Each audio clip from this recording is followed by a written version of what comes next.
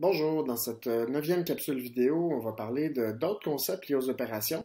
Avant de se plonger vraiment dans les quatre opérations, puis travailler directement le travail, le calcul, les algorithmes, je voulais qu'on revienne en fait déjà en ayant vu cette semaine un petit peu, en ayant abordé les multiples, les diviseurs, les nombres premiers, composés, tout ça. On va aller voir d'autres concepts aussi qui tournent un peu autour des opérations. On va parler un peu aussi de matériel aussi en lien avec ça. Donc, l'objectif de la capsule est lié à l'objectif du cours d'établir des liens articulés entre les différents concepts mathématiques élémentaires en arithmétique, cette fois-ci, pour pouvoir préparer et piloter des situations d'apprentissage stimulantes. Donc, les concepts en question qu'on va aborder, que je vais aborder avec vous dans cette vidéo, c'est le plus petit commun multiple ou le plus grand commun diviseur de deux nombres. Je vais vous parler d'arrondissement, d'estimation, puis il y aurait aussi d'autres concepts qui sont en lien avec les opérations qui seront abordés notamment dans les capsules vidéo que vous devez faire en travail pour le cours. Donc, allons-y avec le PGCD qui s'écrit plus rapidement PGCD, mais que je vous encourage fortement à nommer au long à l'oral, donc le plus grand commun diviseur. Parce que si on fait juste dire PGCD aux élèves, ça fait pas vraiment de sens. Ils vont pas retirer, ils vont pas comprendre en fait ce à quoi ça réfère. Donc je pense que ça vaut la peine, oui, de l'écrire. C'est un peu plus court, mais c'est pas beaucoup plus long de le dire à l'oral au complet, puis ça va faire plus de sens. Donc le plus grand commun diviseur. Donc on va commencer avec un exemple avec les nombres 12 et 48. Donc, si on s'intéresse au plus grand commun diviseur entre 12, avec les nombres 12 et 48, bien, ça veut dire qu'on cherche le diviseur qui est le plus grand possible, qui va être commun aux deux nombres. Donc, ce qu'on peut faire, c'est aller chercher l'ensemble des diviseurs de 12. Donc, les diviseurs de 12, c'est 1 avec 12, 2 avec 6, 3 avec 4. Donc, on a ici maintenant l'ensemble des diviseurs de 12. Pour 48, ben, c'est 1 et 48, puisque 1 fois 48 donne 48, 2 et 24, 3 et 16, 4 et 12, puis 6 et 8. Donc, ça nous donne l'ensemble des diviseurs. Donc, c'est assez stratégique d'y aller comme ça, des extrêmes, puis d'y aller vers le milieu. Et là, après ça, ben, on regarde maintenant quels sont les diviseurs communs, lesquels on retrouve à la fois qui sont un diviseur de 12 et un diviseur de 48. Donc, les diviseurs communs à 12 et 48, on retrouve le 1, le 2, le 3, le 4, le 6 et 12. Et là, le PGCD, c'est le plus grand commun diviseur. Donc, c'est lequel le plus grand. Voici tous les diviseurs communs. Maintenant, quel est le plus grand? Ben, c'est 12. Donc, le plus grand commun diviseur de 12 et 48, c'est 12. Donc, de la même façon, je vous encourage, dans le fond, à aller identifier, dans le fond, le plus grand commun diviseur pour ces coupes de nombres. Donc, 16 et 64, 72 et 180, puis 24 et 192, puis essayer de porter attention, en fait, sur les différentes stratégies là, pour que ça soit un peu plus efficace, plutôt que de faire l'ensemble de tous les diviseurs. Bon, maintenant, on va aller regarder ça. Donc, si on veut regarder l'ensemble des... au lieu de faire justement tous les diviseurs, ce qu'on peut remarquer, c'est que vu qu'on veut le plus grand commun diviseur, ce qu'on peut aller faire, c'est aller voir le plus grand commun diviseur, il ne pourra pas jamais être plus grand que les diviseurs du plus petit nombre. Donc, si on regarde ici, par exemple, si on revient pour notre exemple de 12 et 48, bien ici, le plus grand commun diviseur ne pourrait pas être plus grand que 12, parce que je n'ai pas de diviseur plus grand que 12 pour mes diviseurs de 12, j'en ai aucun qui est plus grand que 12. Donc, c'est mon maximum 12. Donc, ici, même principe, on pourrait partir de mon plus petit nombre et regarder quels sont ces plus grands diviseurs et voir s'ils sont aussi présents pour le deuxième nombre qui est plus grand. Donc, par exemple, si je regarde 16, quels sont ces diviseurs? Donc, 1 fois 16. Donc, 16 est un diviseur de lui-même, c'est normal. Et est-ce que 16 est aussi un diviseur de 64? Oui, parce que 4 fois 16 donne 64. Et là, on peut s'arrêter automatiquement. On n'a pas besoin de faire l'ensemble des diviseurs pour tous les autres. Donc, quand c'est pour vous, évidemment, quand c'est avec des élèves et avec des plus petits nombres, tout ça, ça vaut la peine de faire ressortir l'ensemble des diviseurs. Mais pour vous ici, c'était dans le but de faire ressortir certaines stratégies. On peut remarquer en fait que rapidement, sans faire tous les diviseurs, que 16 va être le plus grand commun diviseur de 16 et 64. Maintenant, je vous demande de faire la même chose pour 72 et 180. Donc, quel est le plus grand commun diviseur de 72 et 180? Et maintenant, même principe, on pourrait partir de mon plus petit nombre, donc 72, et regarder quels sont ses diviseurs. Donc 1 fois 72. Donc 72, est-ce que c'est un diviseur? Si oui, si 72 est un diviseur de 180, ben on s'arrête là, c'est le plus grand commun diviseur qu'on pourra trouver. 72 n'est pas un diviseur de 180, donc on peut aller à l'autre diviseur. Donc, diviseur de 72, on passera à 2 fois 36, donc 36. Et 36 est bel et bien un diviseur de 180. 5 fois 36 donne 180. Donc, à ce moment-là, on sait que 36 va être un des grands diviseurs, un des plus grands diviseurs de 72, et c'est aussi un des diviseurs de 180, donc ce sera forcément le plus grand commun diviseur des deux nombres, donc 36. Et finalement, si on faisait la même chose pour 24 et 192, on pourrait voir, encore là, sans faire l'ensemble des diviseurs, que 24 est le plus grand diviseur de 24, et c'est un des diviseurs aussi de 192. Donc, on aurait que 24 est le plus grand commun diviseur de 24 et 192. Allons-y maintenant avec le PPCM, qui est le plus petit commun multiple. Donc, encore une fois, ça vaut la peine de l'écrire en mode abrégé, mais de le nommer au long. Donc, si on veut regarder le plus petit commun multiple avec les nombres 12 et 48, donc ça le dit encore une fois, on cherche un multiple qui est commun aux deux nombres, qui est le plus petit possible. Donc, on va aller voir l'ensemble des multiples de 12. Et ici, en fait, il y a quelque chose de particulier, c'est qu'on avait déjà vu que les multiples de n'importe quel nombre, 0 est un multiple de n'importe quel nombre, mais par définition, quand on s'intéresse au plus petit commun multiple, par définition, on va exclure en fait les zéros. Pourquoi? Parce que sinon, ce serait toujours le cas. Ce serait toujours 0 qui serait le plus petit commun multiple, étant donné que 0 est le multiple de n'importe quel nombre. Donc, et là, ça ne deviendrait pas intéressant sur le plan mathématique. Donc, par définition, le plus petit commun multiple, c'est le plus petit commun multiple non nul. C'est comme s'il est tout le temps sous-entendu que c'est pas 0. Donc, l'ensemble des multiples de 12 est, bon là, on aurait 0 aussi, mais c'est comme si on l'exclut justement. Donc, on va aller voir les multiples de 12. Donc, 12, 24, 36. Donc, c'est 12 fois 1, 12 fois 2, 12 fois 3, 12 fois 4, 12 fois 5. Non, il manquerait ici, pardon. Il manque 60, 12 fois 5, 12 fois 6, il manque 72, 12 fois 7, 84, il m'en manquait quelques-uns. Bon, je pense que je voulais montrer en fait plus des exemples. Ici, là, il y en aurait d'autres. Donc, ça montre ici des exemples de multiples de 12. Et les multiples de 48, on aurait ici, encore ici, il m'en manque quelques-uns.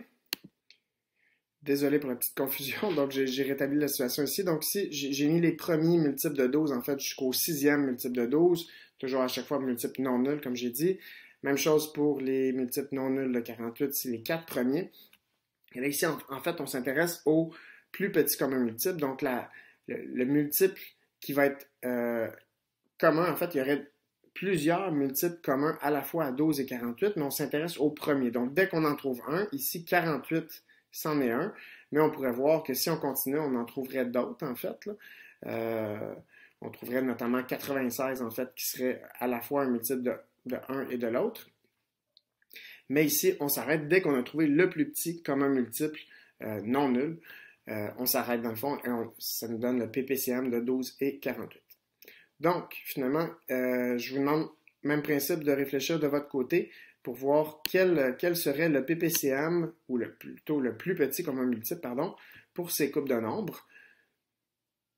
Donc, si on le fait encore une fois, ben, on peut y aller au long, mais on peut se rendre compte que ça peut être stratégique justement de regarder. Tout à l'heure, pour les diviseurs, on prenait le plus petit nombre et on regardait ses plus grands diviseurs. Ici, ce qu'on peut faire, c'est remarquer, encore une fois, que ben, on s'est arrêté dès qu'on a regardé les premiers multiples de mon plus grand nombre. Donc, ce qu'on peut faire, c'est le même principe, on va regarder mon plus grand nombre ici, on va regarder ses multiples, et dès qu'on trouve un des multiples du plus grand nombre qui est aussi un multiple du plus petit nombre, ben on s'arrête, parce que le plus petit commun multiple, dans le fond, il peut être au maximum, il peut être aussi petit que le plus grand nombre. Il ne peut pas être plus petit que ça, parce que le premier multiple de 20 du plus grand nombre, c'est 20 ici, là. Donc, allons-y avec les multiples de 20. Donc, 20 fois 1, multiple non nul, toujours. Donc, 20 fois 1, 20. ce n'est pas un multiple de 12. 20 fois 2, 40, ce n'est pas un multiple de 12. On continue, 20 fois 3, 60. Et 60, c'est un multiple de 12. Donc voilà une façon plus efficace, en fait. Comme je vous disais, avec les élèves, ça vaut la peine d'y aller au long et de faire ressortir les multiples. Mais après ça, ce qu'on peut faire, c'est pour être un peu plus efficace, c'est le genre de remarque qu'on peut faire. Donc, d'aller directement avec le multiple du plus grand nombre, mais dès qu'on en a trouvé un, ben, ce sera le plus petit qu'on peut imaginer. Parce qu'on aurait pu le trouver aussi en partant de 12, mais ça aurait été un petit peu plus long pour se rendre à 60. Il aurait fallu aller chercher le cinquième multiple de 12 pour se rendre à 60, plutôt qu'on va y arriver plus vite si on part déjà avec le plus grand nombre. Donc, même principe, je vous demande dans le fond, en fait, on va faire pour 10 et 16, donc en prenant les multiples de 16, donc 16 fois 1, 16, ce n'est pas un multiple de 10. 16 fois 2, 32, ce n'est pas un multiple de 10. 16 fois 3, 48, ce n'est pas un multiple de 10. 16 fois 4, 64, ce n'est pas un multiple de 10. Et, youpi, 16 fois 5, 80, c'est un multiple de 10. Donc, si 80 va être mon plus petit commun multiple, dans le fond, pour 10 et 16. Allons-y maintenant pour un troisième et dernier exercice. Là, je vous demanderai quel est le plus petit commun multiple de 25 et 120. Donc, si on reprend le même principe, allons-y avec les multiples de 120.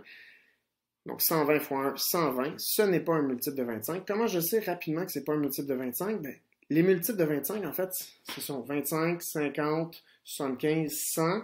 Et après, 125, 150, 175, 200. Donc, il faut que ça se termine soit par 25, 50, 75 ou 00. Donc, continuons. 120 fois 2, 240. Donc, ça n'en est pas un. 120 fois 3, 360. Ça n'en est pas un. 120 fois 4, 480. Ça n'est pas un multiple de 25. Et 120 fois 5, soit 600. Donc, 600, c'est un multiple de 25 parce qu'il se termine par 00. Donc, le plus petit commun multiple de 25 et 120 est 600. Maintenant, on va parler un petit peu d'arrondissement. Donc, l'arrondissement, dans le fond, c'est un procédé d'approximation d'un nombre selon une valeur de position donnée. Donc, on va toujours arrondir, par exemple, en donnant la position des dizaines, par exemple, la position des unités ou des centaines ou des dizaines de mille. Donc là, on a une règle générale ici qui permet d'arrondir un nombre. On va commencer par donner cette règle-là, puis après, on va essayer de donner du sens à cette règle-là. Donc, ce qu'on va faire, c'est qu'on va regarder le chiffre qui suit à la droite, donc après la position à laquelle l'arrondissement doit se faire. Si ce chiffre-là qui suit est inférieur à 5, bon, le chiffre à la position donnée ne change pas. Puis s'il est égal ou supérieur à 5, le chiffre à la position donnée va augmenter de 1. Dans le cas des entiers, tous les chiffres qui suivent la position arrondie doivent être remplacés par des zéros. Il manque un petit S ici, pardon. OK. Donc, allons voir des exemples maintenant pour que ce soit un peu plus concret. Donc, le nombre 1902, si on veut l'arrondir à la centaine près, c'est 1900. Pourquoi? Parce qu'on regarde la centaine près, donc on va aller voir le chiffre à la position donnée. Donc, ici, à la centaine, donc c'est le 9. Et on va aller voir qu'est-ce qui suit. On a dit que si c'était inférieur à 5, on laisse tel quel et on remplace tout ce qui suit par des zéros. Et si c'était plus 5 ou plus, on va arrondir à la centaine supérieure. Donc ici, dans le fond, on va arrondir à la centaine inférieure, donc 1900.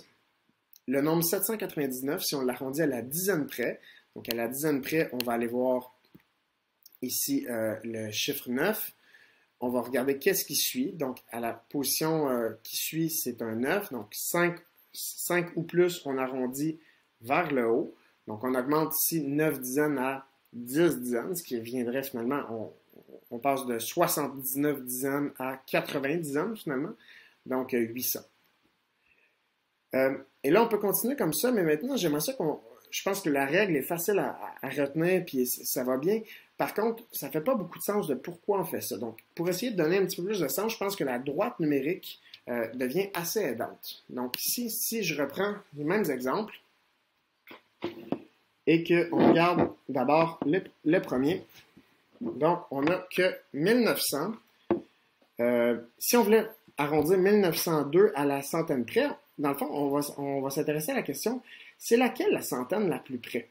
Donc, on va regarder quelles sont les deux centaines qui encadrent 1902. Donc, qui va être entre 1900 et 2000. Et après ça, on regarde laquelle est la plus près. Donc, ce qu'on peut faire, c'est aller placer notre 1900, aller placer notre 2000 et aller placer au centre 1950.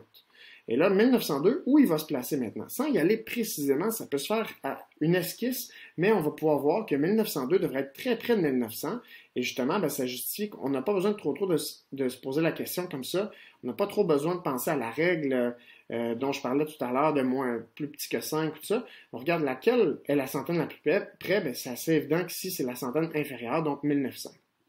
Si on prend le deuxième exemple, 799, on veut arrondir à la dizaine près. Donc, quelles sont les deux dizaines qui encadrent 799? Ben, c'est 790 et 800.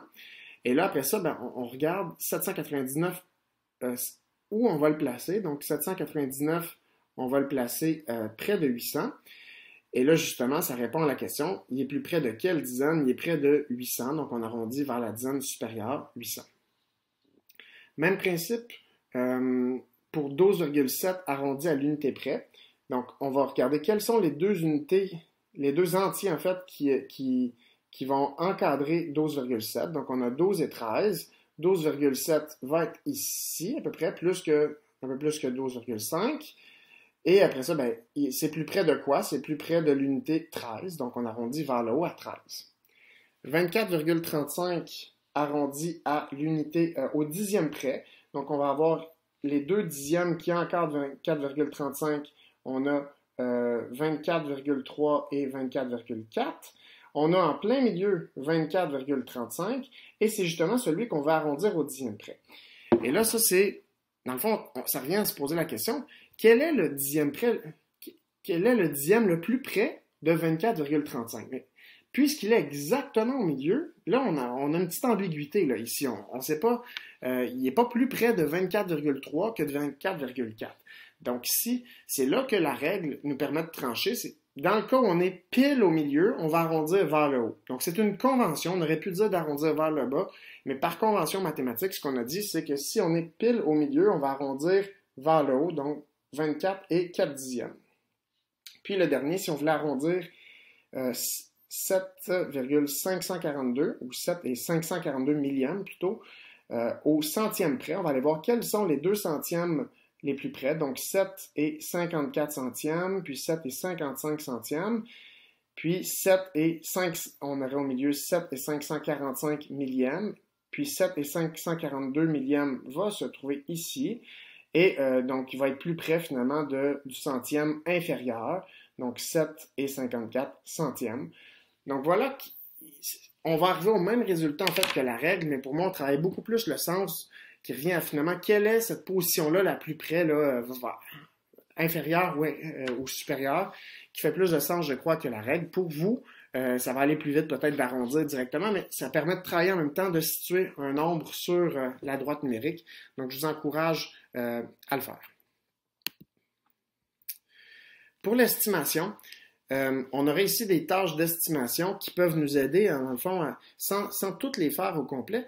Le fait de réfléchir, dans le fond, à différentes estimations possibles, ben, ça nous amène à penser à certaines stratégies, peut-être certains arrondissements, réinvestir les arrondissements qu'on vient de voir. Donc, une estimation, il faut comprendre qu'on ne cherche pas à avoir une réponse précise, on va avoir une idée de l'ordre de grandeur.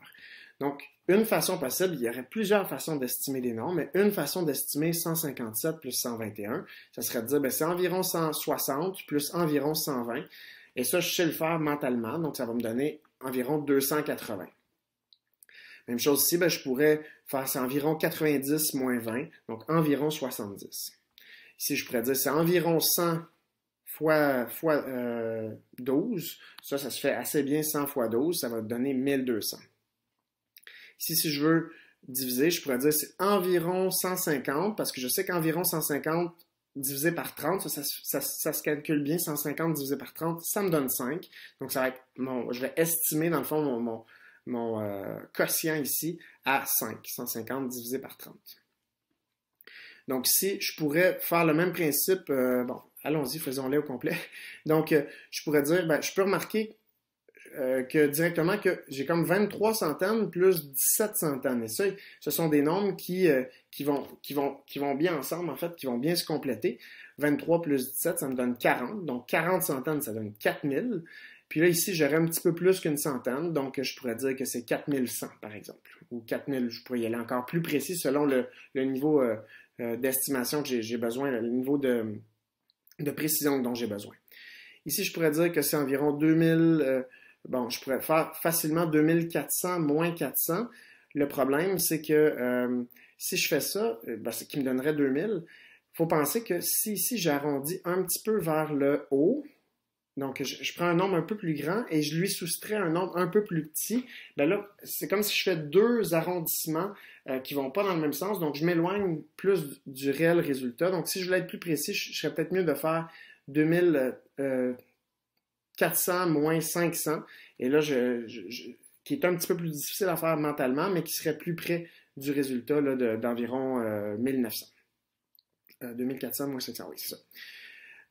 Ici, je pourrais dire que c'est environ, encore une fois, si j'arrondis lui vers le haut et lui vers le haut, je risque d'avoir un produit qui va être un peu trop grand. Mais si j'arrondis lui un peu vers le haut, donc 4000 environ, fois 20, ben lui, j'arrondis un peu vers le haut, puis lui un peu vers le bas. Donc, quand je les multiplie, ça va à peu près se balancer, grosso modo. Pour une estimation, encore là, ça dépend du niveau de précision, mais je pourrais dire que 4000 fois 20, donc environ 80 000. Ça pourrait être une estimation assez satisfaisante. Et pour la division ici, je pourrais dire que c'est environ, c'est près de quoi ça? Ça, c'est environ près de 2000. Et ça, c'est près de 12 000. Ça se fait bien quand même comme calcul. 12 000 divisé par 2000, ça me donne 6. Donc, je sais que mon résultat, mon quotient va être assez près de 6. Donc là, il y a plusieurs façons possibles pour l'estimation, mais une des façons, c'est de réinvestir, dans le fond, l'arrondissement, d'où l'importance d'avoir bien compris qu'est-ce qu'est l'arrondissement, puis de bien voir, dans le fond, les nombres qui se combinent bien ensemble en connaissant bien les diviseurs, les multiples et tout ça. Je termine en parlant de matériel de manipulation. Donc, j'en ai déjà parlé dans une capsule vidéo précédente, mais le matériel du quotidien est toujours utile. Donc, des jetons, comme vous devriez en avoir là, à votre disposition, des boutons, des macaronis aussi. Là, donc, ça, c'est vraiment des objets plus faciles à obtenir là, du quotidien. Mais aussi des centicubes, des blocs en base 10, le tableau de numération. Donc, on peut utiliser différents types de matériel. Puis, il faut penser aussi à l'accès au groupement. Donc, quels sont les types de groupements? Donc, on a vu les groupements apparents et accessibles, apparents et non accessibles, puis symboliques. Et penser, dans le fond, à cette progression-là, puis où est rendu l'élève là, pour utiliser ce genre de matériel-là. Il y a beaucoup de matériel à la didactèque, donc il y en a sûrement que vous avez assurément à votre disposition, mais si vous êtes intéressé à les creuser un petit peu, il y a beaucoup de matériel à la didactèque que normalement on aurait expérimenté dans ce cours-ci. Puis qu'est-ce qu'on peut garder en tête, en lien avec le matériel, c'est que ça aide à faire le passage entre le concret et l'abstrait. Et j'entends des fois, oui, le matériel, c'est important, mais c'est important seulement pour les élèves plus jeunes, après, ils n'en ont plus besoin, ou c'est important seulement pour les élèves en difficulté, mais les élèves forts, on n'a pas besoin. Moi, je pense que c'est utile et important pour tous les élèves. Pourquoi? Parce que ça aide à donner du sens, puis tranquillement, on peut s'en détacher justement quand on avance dans le concept d'abstraction. Mais pour tous les élèves, tout le long du primaire, le matériel est pertinent à utiliser.